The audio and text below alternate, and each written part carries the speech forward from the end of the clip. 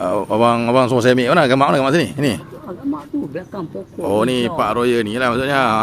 Okey saya ingat apa. Ni ada abang lepak ni aku seronok sikit ni. Baik dah abang. Hai. Assalamualaikum, salam Ramadan. Hari ini kita berbuka puasa di Park Royal bersama dengan program Anak Yatim Pulau Pinang. Dan yang pastinya sambil-sambil kita nak bersama dengan program di Park Royal Hotel Penang ni, sambil tu aku nak tunjuk pada hampa, ini dah buffet Ramadan Santapan Nusantara. Nama diberi untuk buffet Ramadan di Park Royal kita pada kali ini. Jadi untuk maklumat semua, tu dia baru nak cerita. Ini dia orang kata antara menu makanan yang ada dekat sini. Dan untuk maklumat semua, mereka juga ada dua section, iaitu section di dalam dan juga di luar, iaitu di garden untuk anda mengambil dan juga menikmati makanan juadah yang telah pun disediakan daripada pihak Park Royal Hotel Penang ni. Jadi tak nak cakap panjang, stay tune, layan antara menu-menu yang aku sempat rekod untuk tatapan semua dekat sini. Jadi kok mungkin ada yang berminat nak booking dekat sini, boleh terus layari Park Royal Penang. Ini dia garden dekat luar yang aku ceritakan sebentar tadi. Dan juga banyak menu makanan yang ada dekat sini. Dia antara cakotiao pun ada, bakak-bakak pun ada. Abang tengok sendirilah. Dan yang paling best sekali dekat sini ada apa?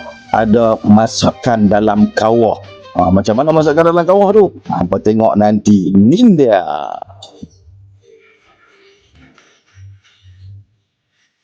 Itu dia, harimau menangis, lemak cili api pun disediakan di sini. Apa kena mai try? Yo.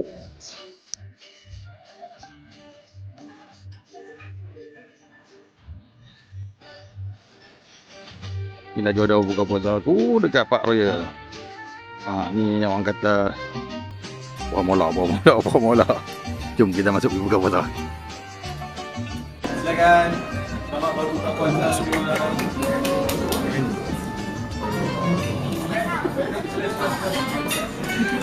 Bung kurma lu buah cacing Bismillahirrahmanirrahim.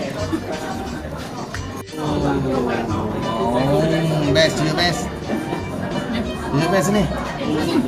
Dengan Z untuk best.